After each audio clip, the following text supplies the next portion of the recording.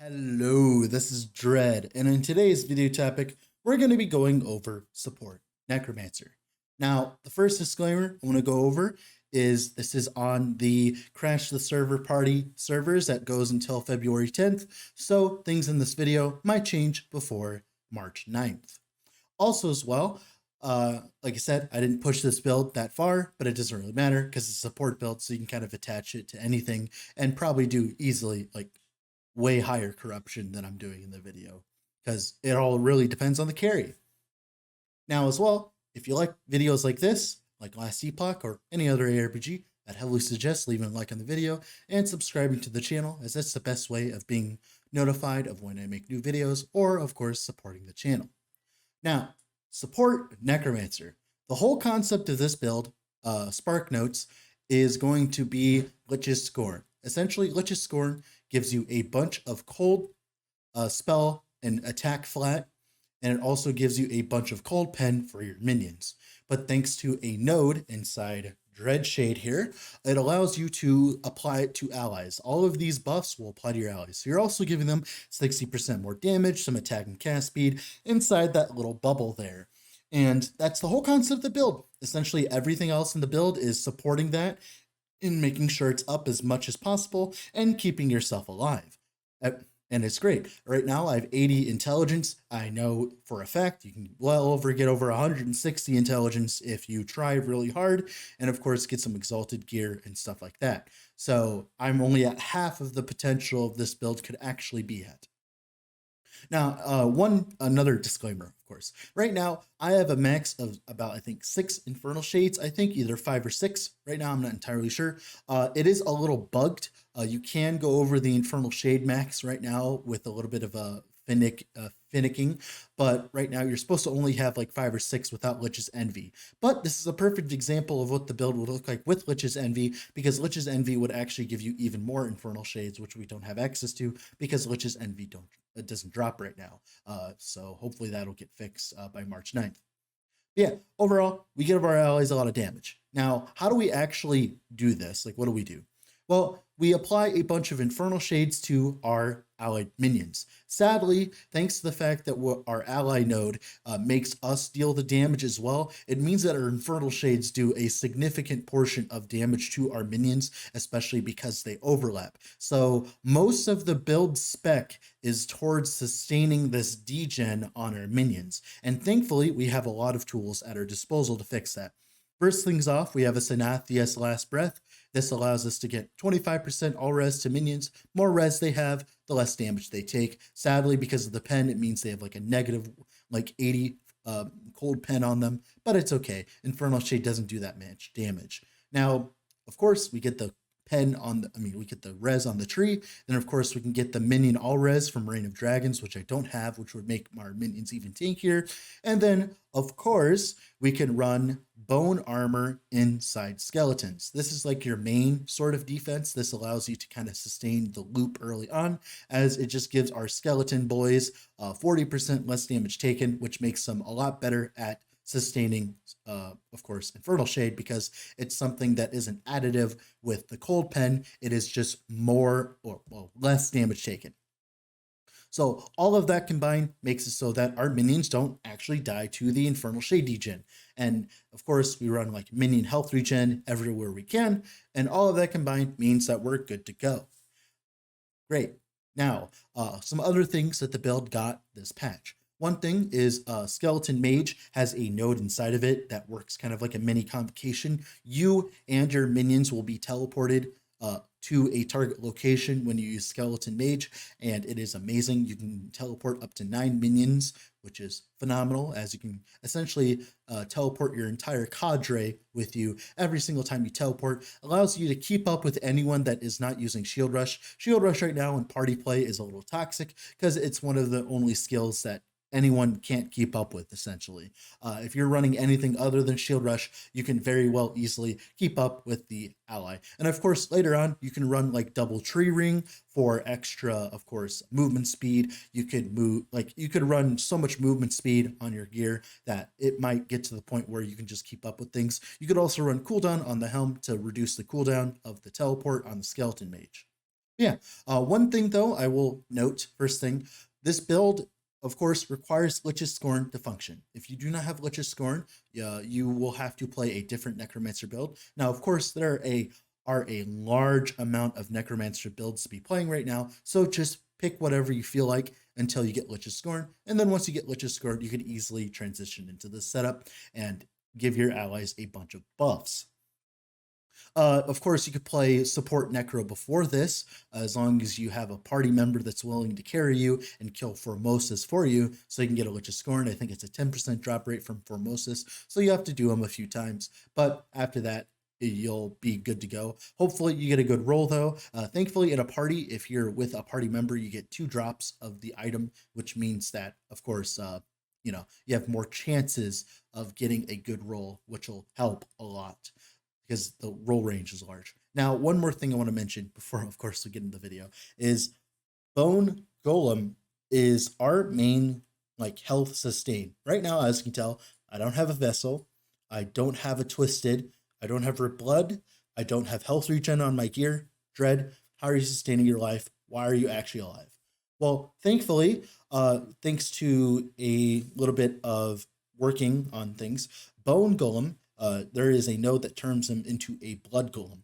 And the node before that gives you about a bunch of life on hit, like per hit. It gives it to you and your blood golem, right? And it scales with your vitality. So if you run a bunch of vitality idols, like I do, not only will it give you a bunch of armor from your Dread Shade, it will also, of course, make it so that you get a bunch of life on hit from your blood golem. So when your blood golem hits like a pack, he'll heal you to full, essentially. And he has a little ability called a blood orb. It's kind of like what is it called?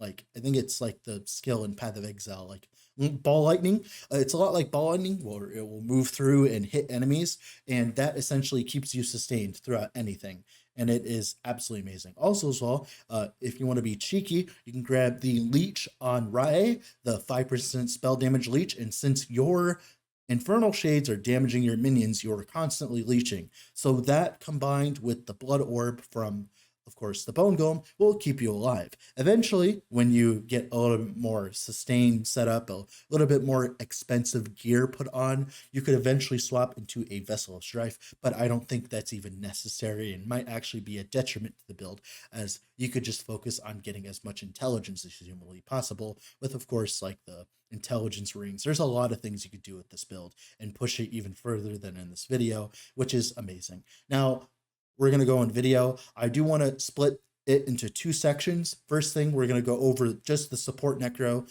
Then we're going to go over the bone golem first and how we can spec it to make it deal damage so we can actually play by ourselves. And then we'll go over the whole bone golem support, everything else, right? So let's get in the video, shall we? All right, here we are in the video.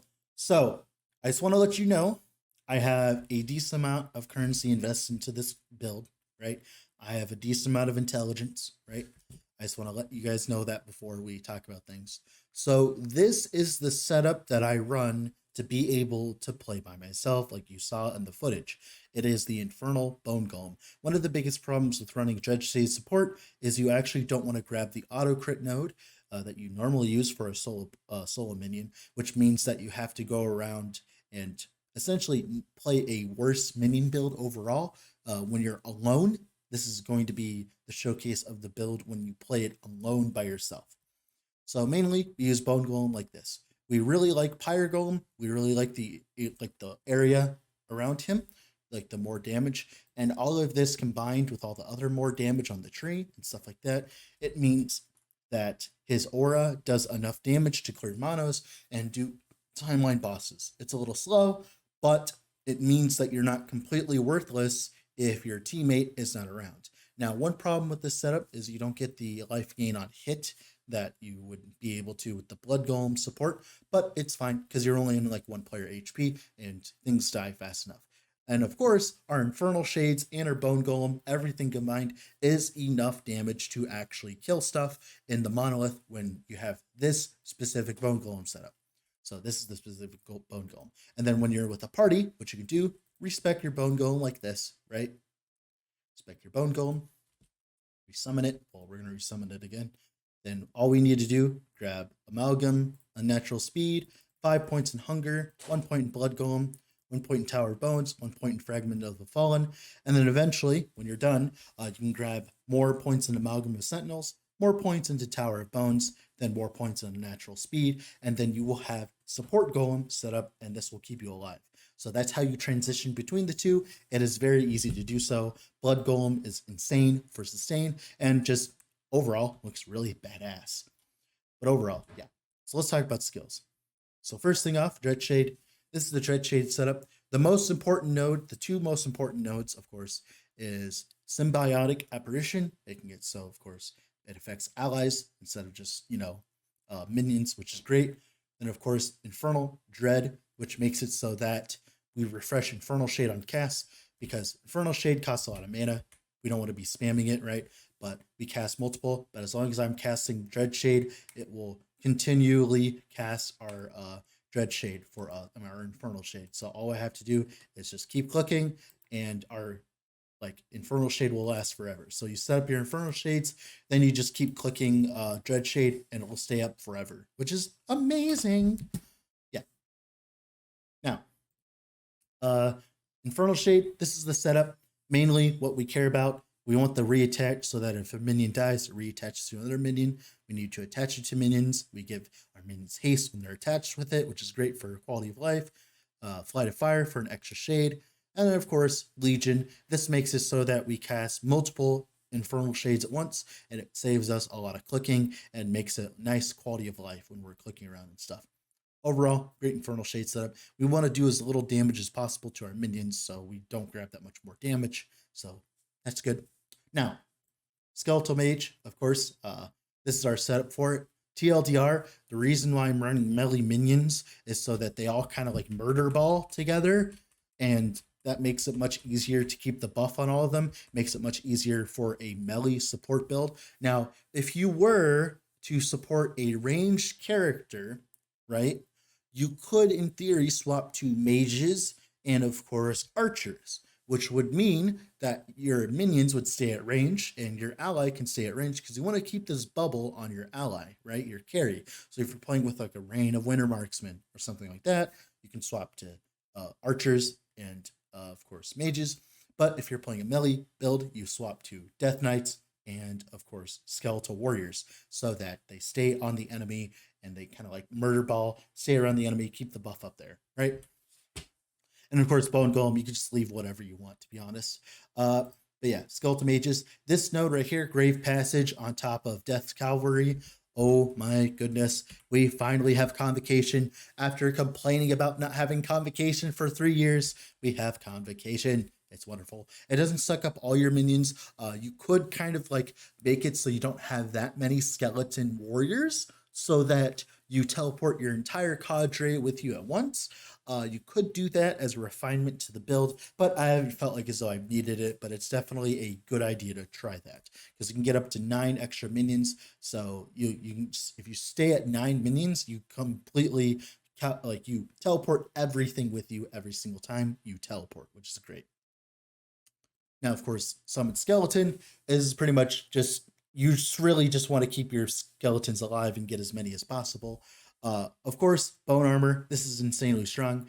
We're casting it, they're casting it on themselves, which is really good. When they're casting it on themselves, they take 40% less damage, which makes them a lot better for Infernal Shade, because it's just 40% less Infernal Shade damage they take, which is phenomenal. Really good.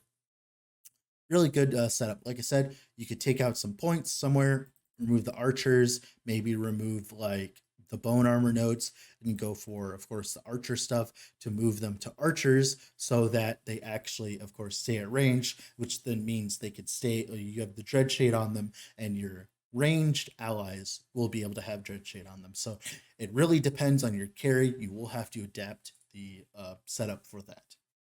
That's pretty much it for skills. Now let's talk about passives. First passive, want as much intelligence as possible. Same thing with Lich, as much intelligence as possible. Same thing as Necromancer, as much intelligence as possible. Right now, I'm only level 86. We have like 14 points left. If I were to have the rest of my points, I would fill out Crippling Insight. Then I would go over here, and fill out Heresy for even more intelligence. We only care about buffing our allies. Everything around the build is buffing our allies. So that is important. Now for gear, mandatory piece, which is Scorn. You need this to actually start dealing a boogle amount of damage. Now you could just support things with just generic Dreadshade because it gives 60% more damage to your allies, which of course is a good buff, don't get me wrong, but this is when it starts becoming really good because we get a lot of flat damage, which goes to your allies, a lot of penetration, which goes to your allies. So all of that combined is great. Now, for gearing, helmet, intelligence, and of course minion health regen, amulet, minion health, mana regen. You want some mana regen so that when you're spamming stuff, it feels okay. Weapon, Sanatheus, this is really strong as not only does it give you a bunch of resistances, which makes gearing easier, it also gives resistance to your minions because we're giving them a bunch of pen because of our Infernal Shade. Our Infernal Shade is penning a bunch. We need a bunch of res to kind of like make them not die to Infernal Shade because that's going to be one of the biggest things is dealing with the Infernal Shade degen. So this is very important. Eventually you want this. This is really good. Chess, intelligence, minion health. You want as much minion health and intelligence on the tree. Right now, I'm at about 900% minion health and 85 intelligence. I'm only level 86, so they'll just keep taking less damage because of minion power as I level up, which is cool. Ribbons of Blood is a really strong option as your minions can't be crit. I didn't go do a Gerlative throw on this, but yeah, your minions can't be crit. Really good ring option. You don't have to actually run this. I don't think it's actually necessary, but of course, I'm just running it because why not? Belt, minion health regen. Like I said, minion health regen is very important for sustaining the Infernal Shade degen. And then, of course, minion health, HP, Jade Ring, don't want it on that base. Intelligence, mana regen, could be minion health, could be mana regen, just depending on what you need. Reses are nice. Poison is really nasty right now, so having poison res everywhere is great. Gloves, basic gloves could have much better intelligence, even more intelligence, right? You just want exalted intelligence rolls everywhere because that's essentially what you are, is an intelligence stacking support build. And of course, here you eventually want intelligence. This, like, whatever. Eventually, like, if you want to be able to play by yourself, you want to scale some minion spell damage somewhere elsewhere on the tree and all that on your character. But here, if you wanted to go full support and didn't care about being able to play by yourself, you want some intelligence and some, of course, minion health regen. I would suggest to imperatively search for minion health regen here, minion health regen here, minion health regen here. All of that minion health regen means that your minions will not die to Infernal Shade when you have everything else set up. And if you really want to like kind of make it easier as well, you could run a weapon that doesn't have any run any weapon with that damage, like of course Sanatheus, which is great. If you're like running a weapon that has damage on it, like adaptive, get rid of it. Of course, Sanatheus is best in slot, so that's like what you want eventually. But yeah, overall, this is great. One thing you can do is if you cast Infernal Shade, before you cast Dread Shade, it will snapshot the Infernal Shade before the Dread Shade, which means as long as you keep it going up, it means they'll take significantly less damage, right? But it's a little bit of a bother, and I don't need to do it, as I can show you here. I'm just going to cast it now. As you can tell, they don't take nearly enough damage for it to matter. Like, sure, they're going to eventually die, but thankfully, thanks to the teleport, we're constantly teleporting, resummoning skeleton mages and all that. So eventually what you could do is eventually you could get even more resistance. Because right now I don't have all the resistance I could have. We could run Reign of Dragons and resistance here instead of Crit Avoid and get 20% minion health, minion res, which is very important eventually later on. It'll make your minions be a lot tankier as well. But yeah, it's okay that the Death Knights, they kind of like take a lot more damage than the, of course, Warriors. The Warriors get the 40% less damage taken, right? But the Death Knights, they take a bit more damage, but it's completely fine because you're teleporting and constantly resummoning the Death Knights, while the Skeleton Warriors are not really summoning them that often, right? So it's completely fine that they're a little squishy, right? Yeah, that's pretty much it for the build. Any questions, leave them down below. Have a wonderful rest of the day wherever you're at, guys.